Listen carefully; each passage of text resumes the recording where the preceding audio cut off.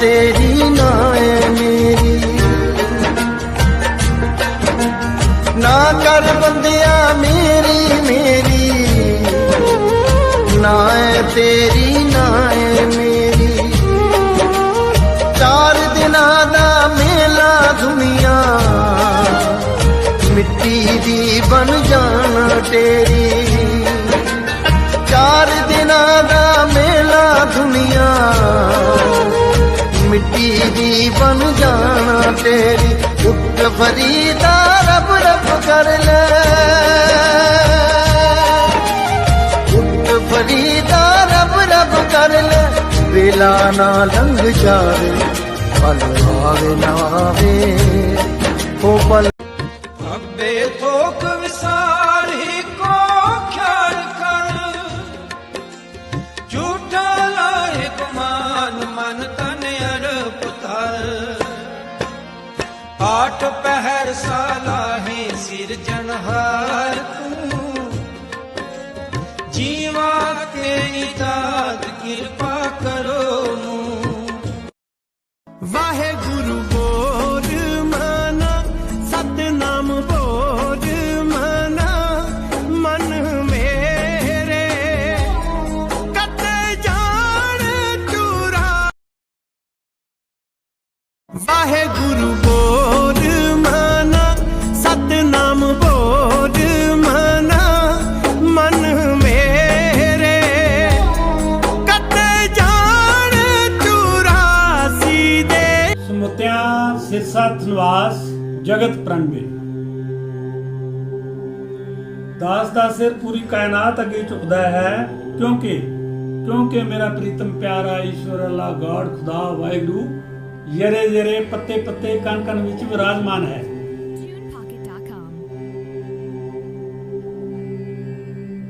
ਤੋ ਗੁਰੂ ਪਿਆਰੀ ਸਾਧ ਸੰਗਤ, ਭਾਗਵਤ ਗੀਤਾ ਦਾ 10ਵਾਂ ਅਧਿਆਇ 5 ਤੇ 5 10 10ਵਾਂ ਅਧਿਆਇ ਸ੍ਰੀ ਭਗਵਾਨ ਦਾ ਵੈਭਵ। ਇਸ ਇੱਕ ਪਰਮਪਿਤਾ ਪਰਮਾਤਮਾ ਈਸ਼ਵਰ ਅੱਲਾ ਗॉड ਖੁਦਾ ਭਗਵਾਨ ਨੂੰ ਜਾਣਨਾ ਹੈ, ਇਸ ਦਾ ਵੈਭਵ ਜਾਣਨਾ ਹੈ, ਇਸ ਦਾ ਅਸਤਿਤਵ ਜਾਣਨਾ ਹੈ। ਬਹੁਤ ਹੀ बढ़िया ਗਿਆਨ ਹੈ। ਔਰ ਜਿਸ ਤਰ੍ਹਾਂ ਭਗਵਾਨ ਸ੍ਰੀ ਕ੍ਰਿਸ਼ਨ ਨੇ ਬਿਲਕੁਲ ਕਲੀਅਰ ਗੱਲਾਂ ਕੀਤੀਆਂ ਅਰਜਨ ਨਾਲ ਭਾਗਵਤ ਗੀਤਾ ਸੁਣਾਈ ਹੈ ਤੇ ਨਾਲ ਹੀ ਉਹਨੂੰ ਚਾਨਣਾ ਪਾਇਆ ਹੈ। ਦਾਸ ਜੋ ਇਹ ਭਾਗਵਤ ਗੀਤਾ ਹੈ, ਜਿਸ ਤਰ੍ਹਾਂ ਇਹ 10ਵਾਂ ਅਧਿਆਇ ਸ਼ੁਰੂ ਕਰਨ ਜਾ ਰਿਹਾ ਹੈ, ਤਾਂ ਦਾਸ ਨੇ ਇਹਨੂੰ ਸੰਸਕ੍ਰਿਤ ਹਿੰਦੀ ਚੋਂ ਸਰਲ ਕਰਕੇ ਪੰਜਾਬੀ ਵਿੱਚ ਜੋ ਇਸ ਅਧਿਆਇ ਵਿੱਚ ਕੰਮ ਦੀਆਂ ਗੱਲਾਂ ਹਨ, ਭਾਵ ਜੋ ਅਸਲ ਗਿਆਨ ਹੈ, ਉਹਨੂੰ ਕੱਢ ਕੇ ਤੋਂ ਸੰਗਤਾਂ ਦੇ ਸਾਹਮਣੇ ਪੇਸ਼ ਕਰਨ ਦੀ ਕੋਸ਼ਿਸ਼ ਕੀਤੀ ਹੈ। ਔਰ ਇਹ ਜੋ ਸਲੋਗਨ ਦਾਸ 10-10 ਲਾਈਨਾਂ ਦੀ ਬੋਲਦਾ ਹੈ, ਇਹਨਾਂ ਦੀ ਵੀ ਅੱਗੇ ਹੋਰ ਵਿਆਖਿਆ ਡਿਟੇਲ ਚ ਹੋ ਸਕਦੀ ਹੈ। ਇੱਕ ਸ਼ਲੋਕ ਦੇ ਉੱਤੇ, ਇਸ ਸਲੋਗਨ ਦੇ ਉੱਤੇ ਜੋ ਵੱਧ ਤੋਂ ਵੱਧ 2, 3, 4 ਜਾਂ 5 ਭਾਗਵਤ ਗੀਤਾ ਦੇ ਸ਼ਲੋਕਾਂ ਦਾ ਸਾਰ ਹੁੰਦਾ ਹੈ ਇਹਨਾਂ 10 ਲਾਈਨਾਂ ਵਿੱਚ। ਤੋਂ ਇਹਨਾਂ ਨੂੰ ਵੀ ਅੱਗੇ ਫਿਰ ਵਿਆਖਿਆ ਕਰਕੇ ਦੱਸਿਆ ਜਾ ਸਕਦਾ ਹੈ। ਕਦੀ ਸੰਯੋਗ ਮਿਲੇ ਤਾਂ ਸਾਧ ਸੰਗਤ ਜ਼ਰੂਰ ਮਿਲ ਕੇ ਜਾਣ ਸਕਦੀ ਹੈ। ਸੋ ਅਧਿਆਇ 10ਵਾਂ ਸ੍ਰੀ ਭਗਵਾਨ ਦਾ ਵੈਭਵ। ਸਰਵ ਧਰਮਾਂ ਦੇ ਸਾਈਆਂ ਭਗਵਾਨ ਸ੍ਰੀ ਕ੍ਰਿਸ਼ਨ ਫਰਮਾ ਰਹੇ ਨੇ, हे मां बाऊ अर्जन। और अगे सुनो, भगवान श्री कृष्ण फरमा रहे ने, हे मां बाऊ अर्जन। अगे होर सुनो, अगे खुल के चानना पा रहे ने ते कह रहे हैं कि तुसी मेरे प्यारे मित्र हो। हे अर्जन, तुसी मेरे प्यारे मित्र हो, तुहाडे फायदे खातर अजिहा ज्ञान देवांगा ए जिहड़ा हुण तक दसे ज्ञान तू भी उत्तम होएगा। जो 9 अध्यायां दे विच पिछे दसिया है, इन्हां सारियां तू भी उत्तम होएगा। ਪੂਰੀ ਪੂਰੀ ਹੁਣ ਸਾਰ ਲਵਾਂਗਾ ਏ। ਨਾ ਤਾਂ ਦੇਵਤਾ ਲੋਕ ਮੇਰੇ ਵੈਭਵ ਨੂੰ ਜਾਣਦੇ ਨੇ, ਨਾ ਤਾਂ ਦੇਵਤਾ ਲੋਕ ਮੇਰੇ ਵੈਭਵ ਨੂੰ ਜਾਣਦੇ ਹਨ, ਨਾ ਮਹਰਸ਼ੀ ਉਤਪਤੀ ਬਾਰੇ ਜਾਣਦੇ ਨੇ ਕਿ ਮੇਰੀ ਉਤਪਤੀ ਕਿੱਦਾਂ ਹੈ। ਨਾ ਤਾਂ ਮਹਰਸ਼ੀ ਉਤਪਤੀ ਬਾਰੇ ਜਾਣਦੇ ਨੇ। ਮੈਂ ਹਰ ਤਰ੍ਹਾਂ ਨਾਲ ਦੇਵਤਿਆਂ ਤੇ ਮਹਰਸ਼ੀਆਂ ਦਾ ਕਾਰਨ ਸਰੂਪ ਹਾਂ। ਮੈਂ ਹੀ ਹਰ ਤਰ੍ਹਾਂ ਨਾਲ ਦੇਵਤਿਆਂ ਤੇ ਮਹਰਸ਼ੀਆਂ ਦਾ ਕਾਰਨ ਸਰੂਪ ਹਾਂ। ਤਾਂ ਹੀ ਤੇ ਸੁਖ ਮਾਣਦੇ ਨੇ ਜਿਹੜੇ ਮੈਨੂੰ ਅਜਨਮਾ ਅਨਾਦ ਸਾਰੇ ਲੋਕਾਂ ਦੇ ਸਵਾਮੀ, ਜਿਹੜੇ ਮੈਨੂੰ ਅਜਨਮਾ ਅਨਾਦ ਸਾਰੇ ਲੋਕਾਂ ਦੇ ਸਵਾਮੀ ਰੂਪ ਵਿੱਚ ਜਾਣਦੇ ਨੇ। ਮਨੁੱਖਾਂ ਵਿੱਚੋਂ ਸਿਰਫ ਉਹੀ ਮੋਹ ਰਹਿਤ ਹਨ।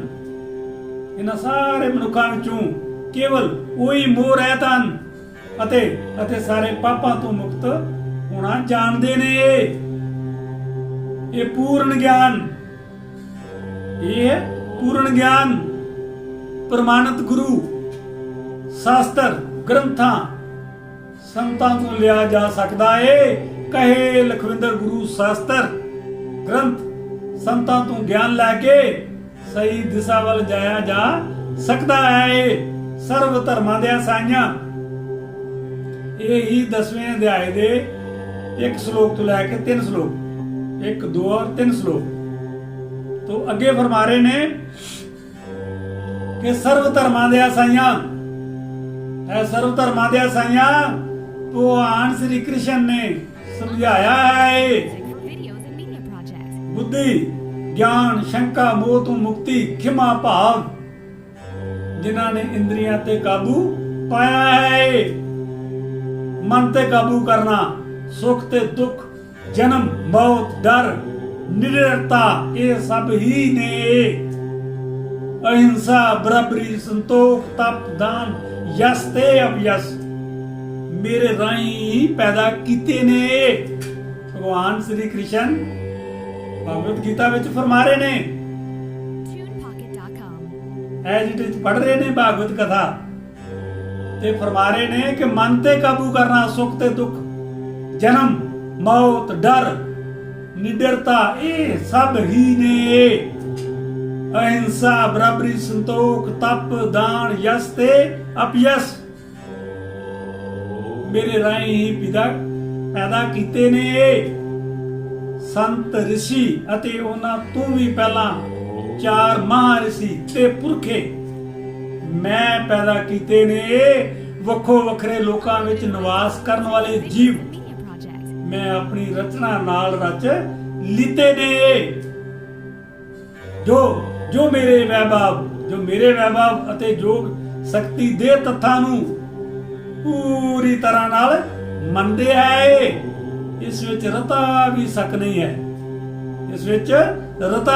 ਨਹੀਂ ਹੈ। ਉਹ ਮੇਰੀ ਹੀ ਸੁਧ ਭਗਤੀ ਨੂੰ ਮੰਨਦੇ ਹੈ। ਮੈਂ ਅਧਿਆਤਮਕ ਅਤੇ ਭੌਤਿਕ ਸੰਸਾਰ ਦਾ ਕਾਰਨ ਹਾਂ।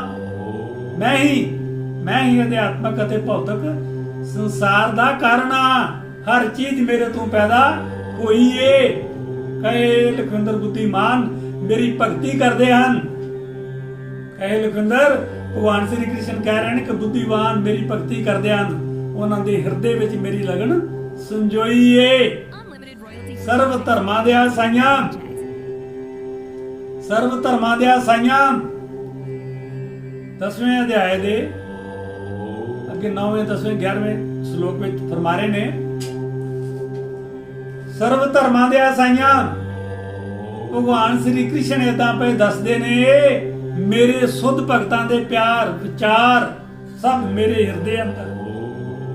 ਮੇਰੇ ਸੁਧ ਭਗਤਾਂ ਦੇ ਪਿਆਰ ਵਿਚਾਰ ਸਭ ਮੇਰੇ ਹਿਰਦੇ ਅੰਦਰ ਇਹ ਵਸਦੇ ਨੇ। ਉਹਨਾਂ ਦੇ ਜੀਵਨ ਮੇਰੀ ਸੇਵਾ ਵਿੱਚ ਅਰਪਣ ਰਹਿੰਦੇ ਹਨ। ਉਹਨਾਂ ਦੇ ਜੀਵਨ ਮੇਰੀ ਸੇਵਾ ਵਿੱਚ ਅਰਪਣ ਰਹਿੰਦੇ ਹਨ ਤੇ ਇੱਕ ਦੂਜੇ ਨੂੰ ਪਏ ਗਿਆਨ ਦਿੰਦੇ ਨੇ। ਮੇਰੀ ਯਾਦ ਵਿੱਚ ਮੇਰੀਆਂ ਗੱਲਾਂ ਕਰਦੇ ਹੋਏ ਸੰਤੋਖ ਤੇ ਆਨੰਦ ਵਿੱਚ ਮਗਨ ਰਹਿੰਦੇ ਨੇ। ਜਿਹੜੇ ਪ੍ਰੇਮ ਪਿਆਰ ਨਾਲ ਮੇਰੀ ਸੇਵਾ ਵਿੱਚ ਲਗਾਤਾਰ ਇਕਸਾਰ ਲੱਗੇ ਰਹਿੰਦੇ ਨੇ, ਉਹਨਾਂ ਨੂੰ ਮੈਂ ਪੂਰਨ ਗਿਆਨ ਬਖਸ਼ਦਾ। ਉਹਨਾਂ ਨੂੰ ਮੈਂ ਪੂਰਨ ਗਿਆਨ ਬਖਸ਼ਦਾ ਜਿਸ ਨਾਲ ਉਹ ਮੇਰੀ ਸ਼ਰਨ ਵਿੱਚ ਪੈਂਦੇ ਨੇ। ਮੈਂ ਉਹਨਾਂ ਤੇ ਖਾਸ ਕਿਰਪਾ ਲਈ ਉਹਨਾਂ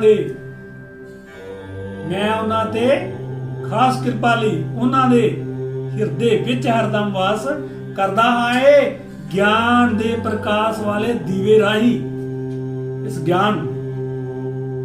ਗਿਆਨ ਦੇ ਪ੍ਰਕਾਸ਼ ਵਾਲੇ ਦੀਵੇ ਰਾਹੀਂ ਅਗਿਆਨ ਤੋਂ ਪੈਦਾ ਹੋਇਆ ਹਨੇਰਾ ਦੂਰ ਕਰਦਾ ਹਾਂ। ਇਹ ਕਈ ਜਨਮਾਂ ਦੀ ਭੌਤਿਕ ਮਲੀਨਤਾ ਕਰਕੇ, ਕਈ ਜਨਮਾਂ ਦੀ ਮੈਲ ਚੜੀ ਹੋਈ ਹੋਣ ਕਰਕੇ ਹਿਰਦਾ ਧੂਲ ਨਾਲ ਢਕਿਆ ਜਾਂਦਾ ਹੈ।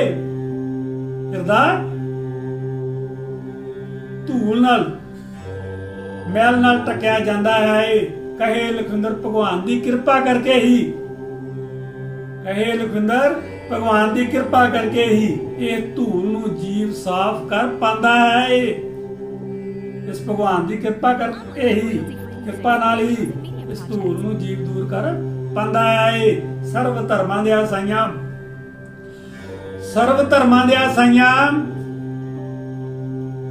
ਸ੍ਰੀ ਕ੍ਰਿਸ਼ਨ ਅਰਜਨ ਨੂੰ ਕਹਿ ਰਿਹਾ ਹੈ, ਤੁਸੀਂ ਪਰਮ ਭਗਵਾਨ, ਪਰਮ ਧਾਮ, ਪਰਮ ਪਵਿੱਤਰ, ਪਰਮ ਸਤ ਹੋ। ਪੂਰੀ ਸ੍ਰਿਸ਼ਟੀ ਦਾ ਆਧਾਰ ਹੋਏ। ਤੁਸੀਂ ਨਿਤ ਅਲੌਕਿਕ ਆਦਿ ਪੁਰਖ ਹੋ। ਸਰਵ ਧਰਮਾਂ ਦੇ ਸਾਈਆਂ ਕ੍ਰਿਸ਼ਨ ਨੂੰ ਅਰਜਨ ਕਹਿ ਰਿਹਾ ਹੈ। ਕੀ ਕਹਿ ਰਿਹਾ ਹੈ? ਭਗਵਾਨ ਤੁਸੀਂ ਪਰਮ ਭਗਵਾਨ, ਪਰਮ ਧਾਮ, ਪਰਮ ਪਵਿੱਤਰ, ਪਰਮ ਸਤ ਹੋ। ਸ੍ਰਿਸ਼ਟੀ ਦਾ ਆਧਾਰ ਹੋਏ। ਤੁਸੀਂ ਨਿਤ ਅਲੌਕਿਕ ਆਦਿ ਪੁਰਖ ਹੋ। ਸਰਵ ਵਿਆਪਕ ਅਜਨਮਾ ਤੇ ਮਹਾਨ ਹੋਏ। ਨਾਰਦ, ਆਸਤ, ਦੇਵਲ ਤੇ ਵਿਆਸ ਵਰਗੇ ਤੇਰੇ ਸੱਚ ਦੀ ਪੁਸ਼ਟੀ ਕਰਾਨ ਹੈ। ਇਹ ਕ੍ਰਿਸ਼ਨ ਤੁਸੀਂ ਮੈਨੂੰ ਜੋ ਕੁਝ ਕਿਹਾ ਹੈ ਮੈਂ ਪੂਰੀ ਤਰ੍ਹਾਂ ਸੱਚ ਨਾਲ ਮੰਨਦਾ ਹਾਂ। ਇਹ ਪ੍ਰਭੂ ਨਾ ਤਾਂ ਦੇਵਤਾ ਨਾ ਦੈਂਤ ਹੀ ਤੈਨੂੰ ਇਸ ਰੂਪ ਵਿੱਚ ਸਮਝ ਸਕਦਾ ਹੈ। ਇਹ ਪਰਮ ਪੁਰਖ, ਇਹ ਸਭਨਾਂ ਨੂੰ ਪੈਦਾ ਕਰਨ ਵਾਲੇ, ਇਹ ਪਰਮ ਪੁਰਖ, ਇਹ ਸਭਨਾਂ ਨੂੰ ਪੈਦਾ ਕਰਨ ਵਾਲੇ, ਤੁਸੀਂ ਸਾਰੀ ਦੁਨੀਆ ਦੇ ਮਾਲਕ ਹੋਏ। ਦੇਵਤਿਆਂ ਦੇ ਵੀ ਦੇਵਤਾ ਤੇ ਬ੍ਰਹਿਮੰਡ ਦੇ ਪ੍ਰਭੂ, ਪੂਰੇ ਬ੍ਰਹਿਮੰਡ ਦੇ ਪ੍ਰਭੂ, ਮਾਲਕ, ਆਪਣੇ ਆਪ ਨੂੰ ਖੁਦ ਜਾਣਨ ਵਾਲੇ ਹੋਏ। ਕਿਰਪਾ ਕਰਕੇ ਵਿਸਥਾਰ ਪੂਰਵਕ ਆਪਣੇ ਦਿਵਯ ਵੈਭਵ ਬਾਰੇ ਮੈਨੂੰ ਯਰਾ ਦੱਸੋ। ਕਹੇ ਲਖਵਿੰਦਰ ਜਿਨ੍ਹਾਂ ਰਾਹੀਂ ਤੁਸੀਂ ਇਸ ਸਾਰੇ ਲੋਕਾਂ ਵਿੱਚ ਫੈਲੇ ਔਰ ਹੋਏ ਵਸੇ ਹੋਏ ਸਰਬ ਧਰਮਾਂ ਦੇ ਸਾਈਆਂ। ਇੱਥੇ ਅਰਜਨ ਭਗਵਾਨ ਸ੍ਰੀ ਕ੍ਰਿਸ਼ਨ ਅੱਗੇ ਬੇਨਤੀ ਕਰ ਰਹੇ ਨੇ ਕਿ ਇਸ ਇੱਕ ਰੱਬ ਦਾ ਪੂਰਨ ਚਾਨਣ ਮੈਨੂੰ ਕਰਵਾ ਦਿਓ।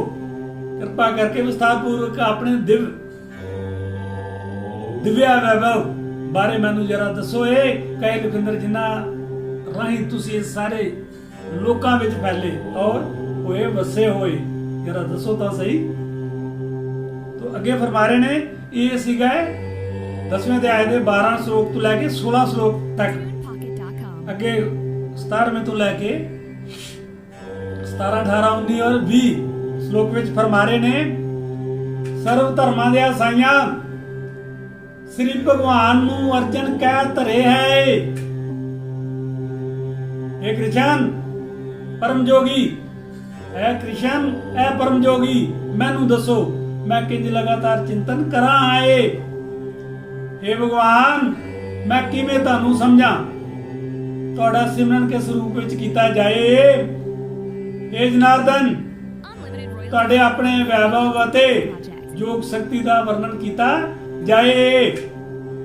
ਮੈਂ ਤੁਹਾਡੇ ਬਾਰੇ ਇੰਨਾ ਕੁਝ ਸੁਣ ਕੇ ਵੀ ਕਦੇ ਸ਼ਾਂਤ ਔਰ ਤ੍ਰਿਪਤ ਨਹੀਂ ਹੋਇਆ ਹੈ, ਕਿਉਂਕਿ ਮੈਂ ਜਿੰਨਾ ਵੀ ਤੁਹਾਡੇ ਬਾਰੇ ਸੁਣਦਾ ਹਾਂ ਤੇ ਅੰਮ੍ਰਿਤ ਰੂਪੀ ਸ਼ਬਦ ਵਿੱਚ ਪਰੋਇਆ ਹੈ। ਭਗਵਾਨ ਸ੍ਰੀ ਕ੍ਰਿਸ਼ਨ ਨੇ ਕਿਹਾ, ਹੁਣ ਭਗਵਾਨ ਸ੍ਰੀ ਕ੍ਰਿਸ਼ਨ ਕਹਿ ਰਹੇ ਨੇ ਕਿ ਹੁਣ ਮੈਂ ਤੈਨੂੰ ਖਾਸ ਕੋਟੀ ਦੇ ਰੂਪਾਂ ਦਾ ਵਰਣਨ ਕਰਾਂ। ਭਗਵਾਨ ਸ੍ਰੀ ਕ੍ਰਿਸ਼ਨ ਨੇ ਕਿਹਾ ਹੁਣ ਮੈਂ ਤੈਨੂੰ ਖਾਸ ਉਸ ਕੋਟੀ ਦੇ ਰੂਪਾਂ ਦਾ ਵਰਣਨ ਕਰਾਂ ਕਿਉਂਕਿ हे ਅਰਜਨ ਮੇਰਾ ਵੈਭਵ ਅਸੀਮਤ ਹੈ। ਫਿਰ ਵੀ ਇਹ ਸਭ ਕੁਝ ਦੱਸ ਧਰਾਂ हे ਅਰਜਨ ਮੈਂ ਸਾਰੇ ਜੀਵਾਂ ਦੇ ਹਿਰਦੇ ਵਿੱਚ ਸਥਿਤ ਇੱਕ ਪਰਮਾਤਮਾ ਹੈ। ਮੈਂ ਹੀ ਸਾਰੇ ਜੀਵਾਂ ਦਾ ਆਦ ਮੱਧ ਤੇ ਅੰਤ ਹਾਂ। ਮੈਂ ਹੀ ਸਭ ਜੀਵਾਂ ਦਾ ਆਦ ਮੱਧ ਤੇ ਅੰਤ ਹਾਂ। ਇਸ ਲਈ ਤਰਸਦੀ ਪਈ ਮੈਨੂੰ ਆਤਮਾ ਹੈ। ਸਰਵ ਧਰਮਾਂ ਦੇ ਸਾਈਆਂ 10ਵੇਂ ਅਧਿਆਏ ਦੇ 21, 22, 23, 24 ਸ਼ਲੋਕ ਵਿੱਚ ਸਰਵ ਧਰਮਾਂ ਦੇ ਸਾਈਆਂ ਅੱਗੇ ਹੋਰ ਸ੍ਰੀ ਕ੍ਰਿਸ਼ਨ ਫਰਮਾ ਰਹੇ ਨੇ, ਆਪਣੇ ਬਾਰੇ ਖੁੱਲ ਕੇ ਦੱਸ ਰਹੇ ਹਨ, ਆਪਣੇ ਵੈਭਵ ਤੇ ਚਾਨਣਾ ਪਾ ਰਹੇ ਨੇ।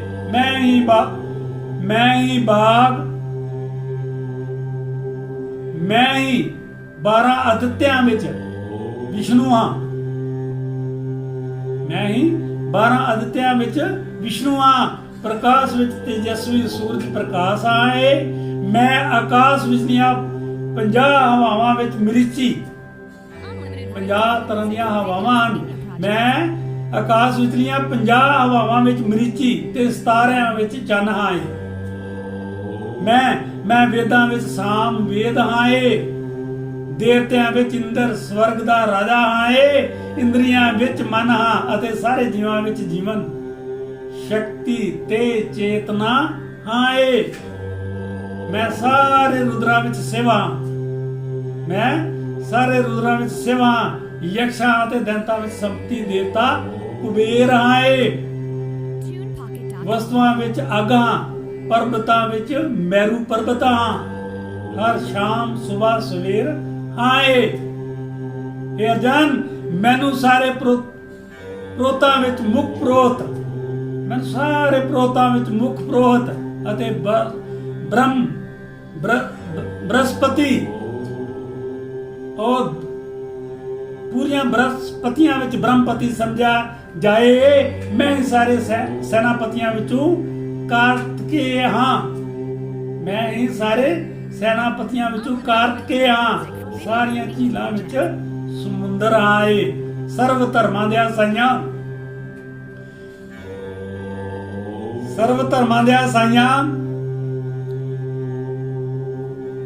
ਅੱਗੇ 10ਵੇਂ ਅਧਿਆਏ ਦੇ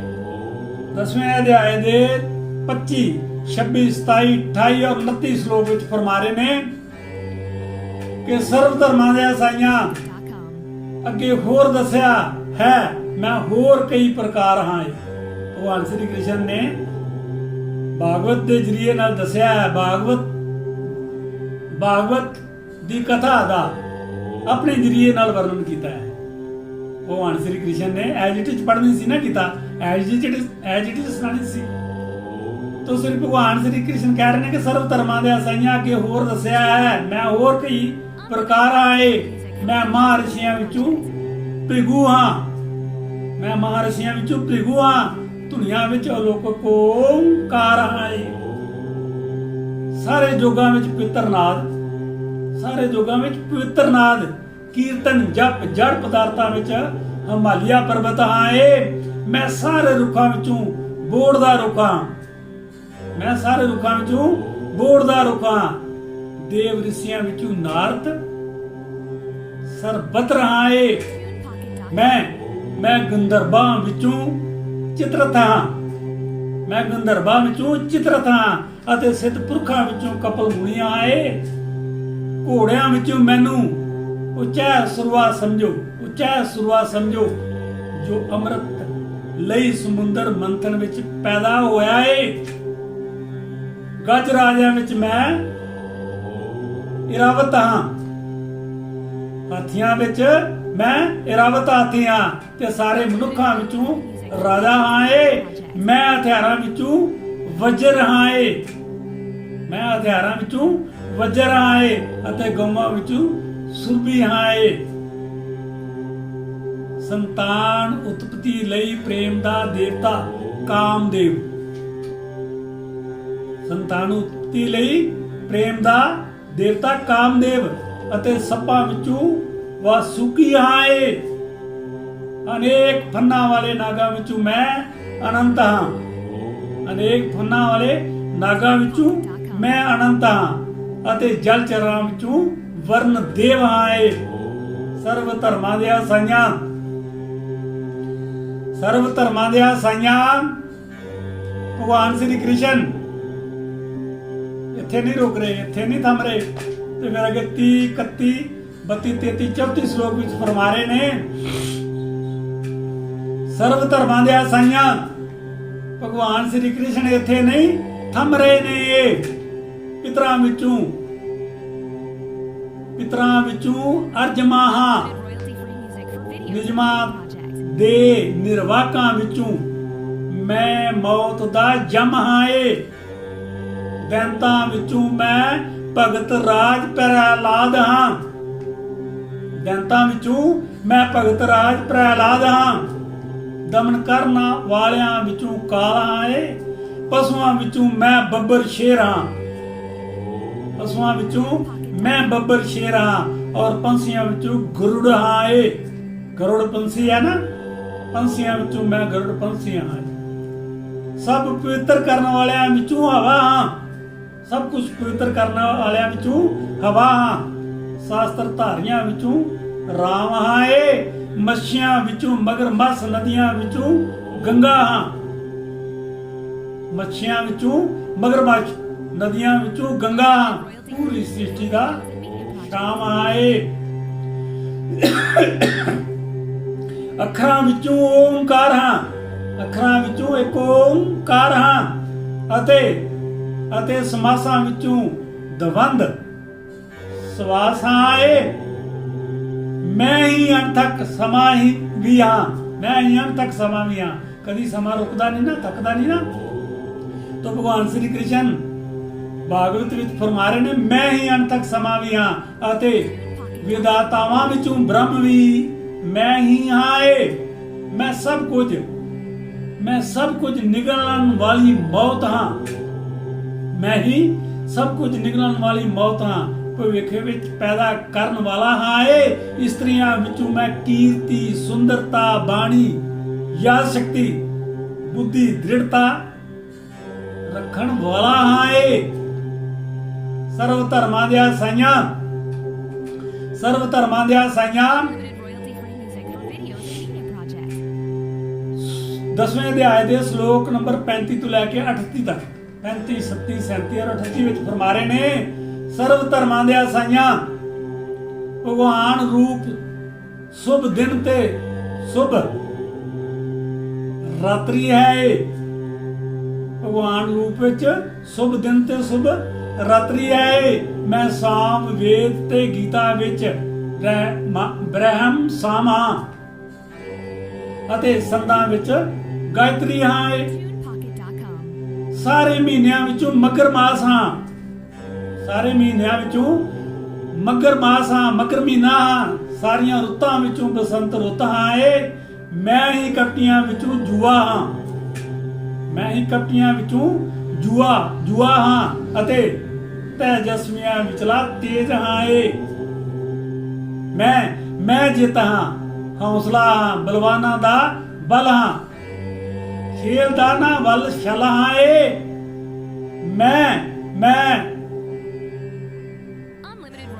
ਵਿਸ਼ਵੀ ਕੁੱਲਾਂ ਵਿੱਚੋਂ ਵਾਸੂਦੇਵ ਹਾਂ।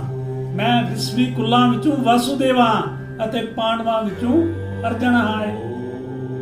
ਮੈਂ ਸਾਰੇ ਮੁਨੀਆਂ ਵਿੱਚੋਂ ਵਿਆਸ ਰਿਸ਼ੀ ਤੇ ਮਹਾਨ ਵਿਚਾਰਵਾਨਾਂ ਵਿੱਚੋਂ ਇੱਕ ਹਾਂ। ਮੈਂ ਸਾਰੇ ਮੁਨੀਆਂ ਵਿੱਚੋਂ ਵਿਆਸ ਰਿਸ਼ੀ ਤੇ ਮਹਾਨ ਵਿਚਾਰਵਾਨਾਂ ਵਿੱਚੋਂ ਇੱਕ ਹਾਂ।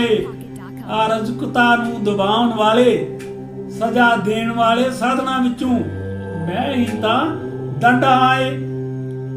ਜੋ ਜਿੱਤ ਦੇ ਚਾਹਵਾਨ ਹਨ ਉਹਨਾਂ ਦੀ ਨੈਤਿਕਤਾ ਹਾਂ। ਜੋ ਜਿੱਤ ਦੇ ਚਾਹਵਾਨ ਹਨ ਉਹਨਾਂ ਦੀ ਨੈਤਿਕਤਾ ਹਾਂ। ਰਹੱਸਿਆਂ ਵਿੱਚੋਂ ਮੋਣਾ ਹੈ, ਕਹੇ ਲਖਵਿੰਦਰ ਬੁੱਧੀਵਾਨਾਂ ਵਿੱਚੋਂ ਗਿਆਨ ਹਾਂ। ਕਹੇ ਲਖਵਿੰਦਰ ਤੇ ਬੁੱਧੀਵਾਨਾਂ ਵਿੱਚੋਂ ਗਿਆਨ ਹਾਂ। ਜੋ ਆਉਣ ਨਹੀਂ ਦਿੰਦਾ ਥੋੜ ਹਾਏ ਸਰਵ ਧਰਮਾਂ ਦਿਆ ਸਾਈਆਂ, ਸਰਵ ਧਰਮਾਂ ਦਿਆ ਸਾਈਆਂ।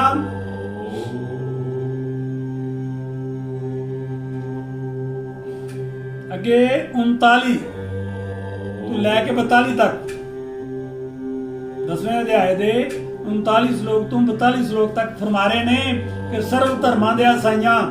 ਭਗਵਾਨ ਨੇ ਕਿਹਾ ਅਰਜਨ ਇੱਕ ਚੀਜ਼ ਹੈ ਇਹ, ਭਗਵਾਨ ਨੇ ਕਿਹਾ ਅਰਜਨ ਇੱਕ ਚੀਜ਼ ਹੈ ਇਹੋ ਨਹੀਂ। ਇਹ ਅਰਜਨ ਮੈਂ ਸਾਰੀਆਂ ਸ੍ਰਿਸ਼ਟੀਆਂ ਨੂੰ ਪੈਦਾ ਕਰਨ ਵਾਲਾ ਮੂਲ ਮੰਤਰ ਤੇ ਇੱਕ ਬੀਜ ਹਾਂ। ਅਜਿਹਾ ਗਤੀਸ਼ੀਲ ਜਾਂ ਗਤੀਹੀਨ ਕੋਈ ਪ੍ਰਾਣੀ ਨਹੀਂ ਹੈ ਜੋ ਮੇਰੇ ਬਗੈਰ ਆ ਸਕਦਾ ਹੈ। ਇਹ ਪ੍ਰਤੰਪ ਮੇਰੇ ਦਿਵਿਆ ਪ੍ਰਗਟਾ ਦਾ ਕੋਈ ਅੰਤ ਨਹੀਂ। ਇਹ ਪ੍ਰਤੰਪ ਮੇਰੇ ਦਿਵਿਆ ਪ੍ਰਗਟਾ ਦਾ ਕੋਈ ਅੰਤ ਨਹੀਂ, ਨਾ ਹੀ ਕੋਈ ਇਸ ਨੂੰ ਪਾ ਸਕਦਾ ਏ। ਮੈਂ ਜੋ ਕੁਝ ਤੁਹਾਨੂੰ ਕਿਹਾ ਹੈ ਇਹ ਤਾਂ ਮੇਰੀਆਂ ਅਨੰਤ ਵਿਭੂਤੀਆਂ ਦਾ ਸੰਕੇਤ ਹੈ।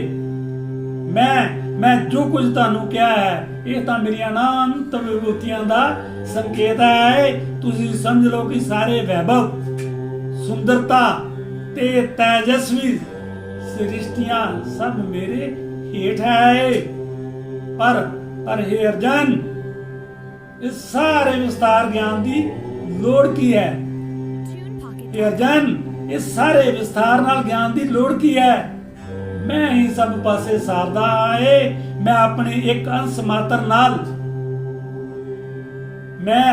ਮੈਂ ਆਪਣੇ ਇੱਕ ਅੰਸ਼ ਮਾਤਰ ਨਾਲ ਸੰਪੂਰਨ ਬ੍ਰਹਿਮੰਡ ਨੂੰ ਸਭ ਪਾਸੇ ਧਾਰਦਾ ਹਾਂ। ਸਾਰੀਆਂ ਚੀਜ਼ਾਂ ਵਿੱਚ ਪ੍ਰਵੇਸ਼ ਕਰ ਜਾਣ ਕਰਕੇ, ਸਾਰੀਆਂ ਚੀਜ਼ਾਂ ਵਿੱਚ ਪ੍ਰਵੇਸ਼ ਕਰ ਜਾਣ ਕਰਕੇ ਮੈਂ ਹੀ ਇੱਕ ਪਰਮੇਸ਼ਰ ਆਏ। ਕਹੇ ਲਖਵਿੰਦਰ ਸ੍ਰੀ ਭਗਵਾਨ ਦਾ ਵੈਭਵ ਹੀ ਸਭ ਤੋਂ ਵੱਡਾ ਜਗਦੀਸ਼ਵਰ ਹੈ। ਸਰਵ ਧਰਮਾਂ ਦਿਆ ਸਾਈਆਂ। ਦੇਖੋ ਇੱਥੇ 10ਵਾਂ ਅਧਿਆਇ ਸਮਾਪਤ ਹੁੰਦਾ ਹੈ। ਹੁਣ ਇਹ ਜੋ ਕੁਝ ਵੀ ਭਾਗਵਤ ਗੀਤਾ ਸਾਨੂੰ ਜੀਵਾਂ ਨੂੰ ਸੰਕੇਤ ਕਰ ਰਹੀ ਹੈ, ਭਾਗਵਤ ਗੀਤਾ ਵੀ ਤਾਂ ਇਸ ਇੱਕ ਦੀ ਸਿਫਤ ਹੀ ਕਰ ਰਹੀ ਹੈ। ਇਹਨੂੰ ਪੜ੍ਹਨ ਵਾਲੇ ਤੇ ਬੋਲਣ ਵਾਲੇ ਭਗਵਾਨ ਸ੍ਰੀ ਕ੍ਰਿਸ਼ਨ ਹਨ, ਲੇਕਿਨ ਬੋਲ ਹੈ ਜਿੱਥੇ ਰਹੇ ਹਨ। ਜਿੱਥੇ ਮੈਂ ਸ਼ਬਦ ਵਰਤਿਆ ਜਾ ਰਿਹਾ, ਹੁਣ ਇਸ ਗੱਲ ਦੇ ਉੱਤੇ ਵਿਚਾਰ ਕਰਨ ਵਾਲੀ ਹੈ। ਮੈਂ ਜੋ ਕੁਝ ਤੁਹਾਨੂੰ ਕਿਹਾ ਹੈ ਇਹ ਤਾਂ ਮੇਰੀਆਂ ਅਨੰਤ ਵਿਭੂਤੀਆਂ ਦਾ ਸੰਕੇਤ ਹੈ। ਇਹ ਰੱਬ ਕਹਿ ਰਿਹਾ ਹੈ। ਇਹ ਰੱਬ ਨੇ ਜਦ ਪਹਿਲੀ ਵਾਰ ਇਹ ਗਿਆਨ ਸੂਰਜ ਦੇਵ ਨੂੰ ਦਿੱਤਾ ਸੀ ਤੇ ਇਹ ਉਸ ਵਕਤ ਦੀ ਭਾਗਵਤ ਕਥਾ ਹੈ, ਭਾਗਵਤ ਗੀਤਾ ਹੈ, ਜਿਸ ਨੂੰ ਦੁਬਾਰਾ ਰਿਪੀਟ ਕਰ ਰਹੇ ਹਨ ਭਗਵਾਨ ਸ੍ਰੀ ਕ੍ਰਿਸ਼ਨ ਆਪਣੀ ਅੰਤਰਜਾਮਤਾ ਦੇ ਨਾਲ। ਗੱਲ ਰੱਬ ਦੀ ਹੋ ਰਹੀ ਹੈ। ਇੱਥੇ ਮੈਂ ਸ਼ਬਦ ਕ੍ਰਿਸ਼ਨ ਲਈ ਨਹੀਂ ਵਰਤਿਆ ਜਾ ਰਿਹਾ, ਇਹ ਮੈਂ ਸ਼ਬਦ ਰੱਬ ਦਾ ਹੈ, ਰੱਬ ਲਈ ਹੈ, ਪਰਮਾਤਮਾ ਲਈ ਹੈ। ਸਨਾਤਨੀ ਜੀਵੋ ਜਰਾ ਅੱਖਾਂ ਖੋਲੋ। ਬੜਾ ਕੁਰਲਾ ਕੇ ਕਹਿੰਦੇ ਹੋ ਹਰੇ ਕ੍ਰਿਸ਼ਨਾ ਕ੍ਰਿਸ਼ਨਾ ਕ੍ਰਿਸ਼ਨਾ ਹਰੇ ਹਰੇ, ਹਰੇ ਰਾਮਾ ਰਾਮਾ ਰਾਮਾ ਹਰੇ ਹਰੇ। ਇਹ ਰਾਮ, ਇਹ ਕ੍ਰਿਸ਼ਨ, ਇਹ ਰੱਬ ਹੈ। ਇਹ ਰੱਬ ਨਾ ਆਂਦਾ ਹੈ ਨਾ ਜਾਂਦਾ ਹੈ, ਨਾ ਜਿੰਦਾ ਜਨਮ ਲੈਂਦਾ ਹੈ ਨਾ ਮਰਦਾ ਹੈ। ਇਹ ਅਵਿਨਾਸ਼ੀ ਹੈ। ਇਹ ਅਵਿਨਾਸ਼ੀ ਦੀ ਗੱਲ ਹੋ ਰਹੀ ਹੈ। ਭਗਵਾਨ ਸ੍ਰੀ ਕ੍ਰਿਸ਼ਨ ਵੀ ਆਏ ਇਸ ਦੁਨੀਆ ਤੋਂ ਤੇ ਗਏ, ਜਨਮ ਵੀ ਲਿਆ ਤੇ ਗਏ ਵੀ। ਭਗਵਾਨ ਸ੍ਰੀ ਰਾਮ ਚੰਦਰ ਜੀ ਵੀ ਇਸ ਦੁਨੀਆ ਤੇ ਆਏ ਤੇ ਇਸ ਦੁਨੀਆ ਤੋਂ ਗਏ, ਲੇਕਿਨ ਇਹ ਰੱਬ ਅਵਿਨਾਸ਼ੀ ਹੈ। ਨਾ ਇਹ ਆਂਦਾ ਹੈ ਨਾ ਜਾਂਦਾ ਹੈ, ਨਾ ਇਹ ਜਨਮ ਲੈਂਦਾ ਹੈ ਨਾ ਇਹ ਮਰਦਾ ਹੈ। ਇਹ ਅਵਿਨਾਸ਼ੀ, ਇਸ ਦੀ ਗੱਲ ਹੋ ਰਹੀ ਹੈ। ਇੱਥੇ ਮੈਂ ਸ਼ਬਦ ਇਸ ਅਵਿਨਾਸ਼ੀ ਲਈ ਭਾਗਵਤ ਗੀਤਾ ਵਿੱਚ ਵਰਤਿਆ ਜਾ ਰਿਹਾ ਹੈ। ਇਸ ਗੱਲ ਦਾ ਗਿਆਨ ਹੋਣਾ ਅਤੀ ਜ਼ਰੂਰੀ ਹੈ, ਅਤੀ ਜ਼ਰੂਰੀ ਹੈ। ਜਦ ਇਹ ਗਿਆਨ ਹੋ ਜਾਏਗਾ, ਬੇਸ਼ੱਕ ਤੁਸੀਂ ਜਾਪ ਕਰਦੇ ਹੋ, ਹਰੇ ਕ੍ਰਿਸ਼ਨਾ ਦਾ ਕਰਦੇ ਹੋ, ਬਹੁਤ ਵਧੀਆ ਗੱਲ ਹੈ, ਕਰੋ, ਲੇਕਿਨ ਕ੍ਰਿਸ਼ਨ ਨਾਮ ਨਾਲ ਇਸ ਸਿੱਖ ਨੂੰ ਹੀ, ਇਸ ਅਵਿਨਾਸ਼ੀ ਨੂੰ ਹੀ ਪੁਕਾਰਿਆ ਜਾ ਰਿਹਾ ਹੈ। ਇੱਥੇ ਭਾਗਵਤ ਗੀਤਾ ਦੀ ਬਾਣੀ ਸਾਨੂੰ ਪਿੱਛੇ ਕਲੀਅਰ ਕਰ ਰਹੀ ਹੈ ਕਿ ਜੋ ਦੇਵਤਿਆਂ ਦੀ ਵੀ ਤੁਸੀਂ ਪੂਜਾ ਕਰ ਰਹੇ ਹੋ, ਤੁਸੀਂ ਮੇਰੀ ਹੀ ਪੂਜਾ ਕਰ ਰਹੇ ਹੋ। क्योंकि ਤੁਹਾਨੂੰ पता ही नहीं है। जब ਤੁਹਾਨੂੰ ਇਹ मेरा पता लग जाएगा कि मैं की हाँ,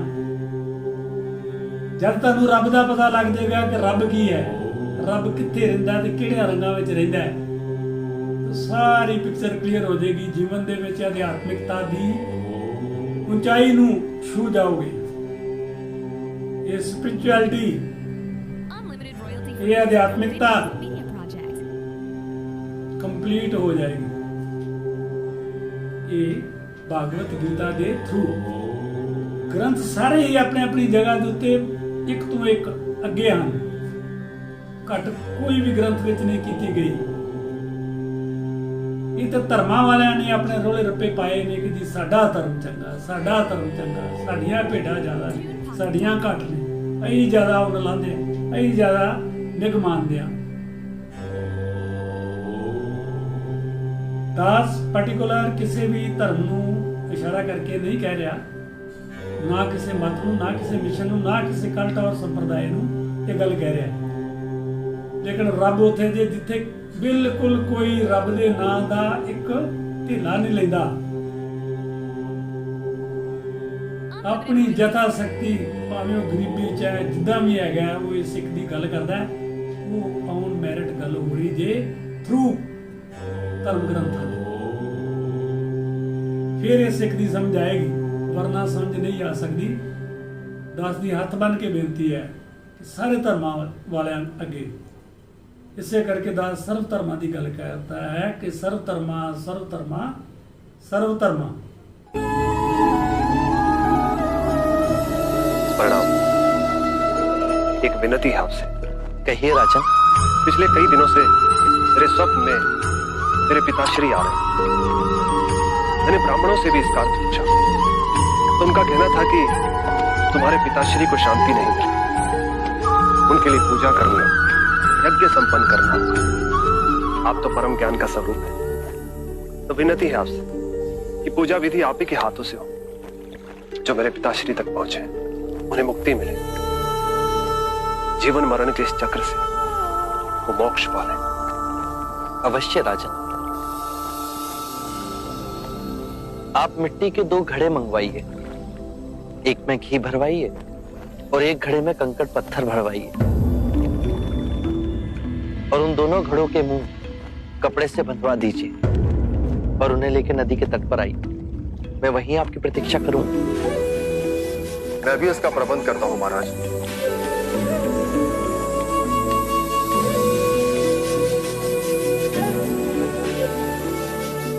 महाराज, अब आप इन दोनों घड़ों को पानी में डाल दीजिए।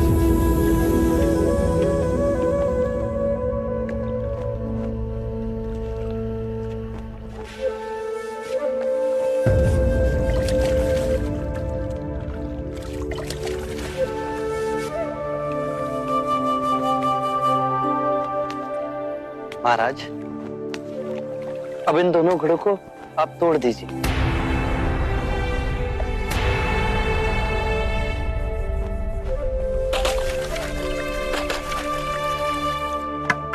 महाराज, अब आप ध्यान से देखिए कि ऊपर उठ पानी पर तैरने लगा। अब बताइए, मेरे या किसी और के पूजा पाठ करने से क्या यह घी नीचे बैठ सकता है? असंभव। ये तो घी का स्वभाव ही नहीं। सत्य कहा आप। उसी प्रकार किसी भी पूजा पाठ, विधि विधान, कर्म कांड के द्वारा पानी के अंदर डूबे हुए कंकड़ पत्थर क्या ऊपर आ तैर सकते हैं? नहीं बुद्ध, ये तो प्रकृति के नियम के विरुद्ध है। तो हम प्रकृति से भिन्न कैसे हुए? हम भी तो प्रकृति का ही रूप है। सत्य कहा बुद्ध। एक सत्य ये भी है राजन, यदि हमारे पूर्वजों ने अपने जीवन काल में कंकड़ पत्थर बोए, दुष्कर्म किए, तो वो स्वाभाविक ही कंकड़ पत्थर की तरह नीचे बैठ जाएंगे। और यदि उन्होंने अपने जीवन काल में सत्कर्म किए तो स्वाभाविक ही घी की तरह ऊपर आ तैरने लगेंगे।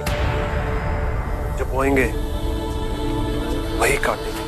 परंतु इस शरीर रूपी जीवन काल में ही नहीं, अपितु इस शरीर रूपी जीवन काल के पश्चात वाली यात्रा में भी हम जैसे कर्म करेंगे वैसा ही फल मिलेगा।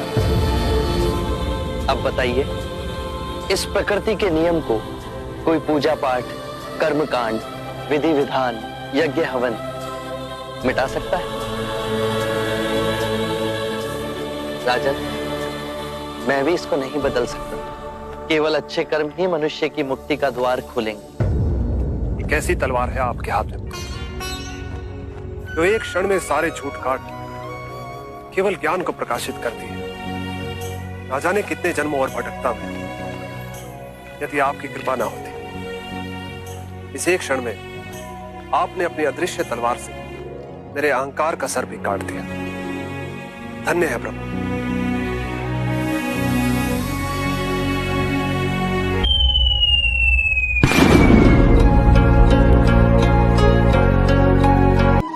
देश की सुरक्षा के लिए 5 टन सोना दान कर दिया। मीर उस्मान अली दुनिया के सबसे अमीर इंसान थे। उनकी अमीरी का अंदाजा इस बात से लगाया जा सकता है कि उनका अपना खुद का बैंक था। साल 1944 में उन्होंने ही स्टेट बैंक ऑफ हैदराबाद की स्थापना की, जो बाद में भारतीय स्टेट बैंक में बदल गया। वो 438 करोड़ रुपए की कीमत वाले हीरे को पेपर वेट की तरह इस्तेमाल करते थे। मीर उस्मान अली के पास इतनी दौलत थी कि वो अंबानी जैसे सैकड़ों लोगों को खरीद सकते थे। उनके पास 236 अरब डॉलर के करीब संपत्ति थी। एक वक्त था जब दुनिया के सबसे अमीर इंसान थे मीर उस्मान। साल 1937 में टाइम्स मैगजीन ने उन्हें कवर पेज पर जगह दी।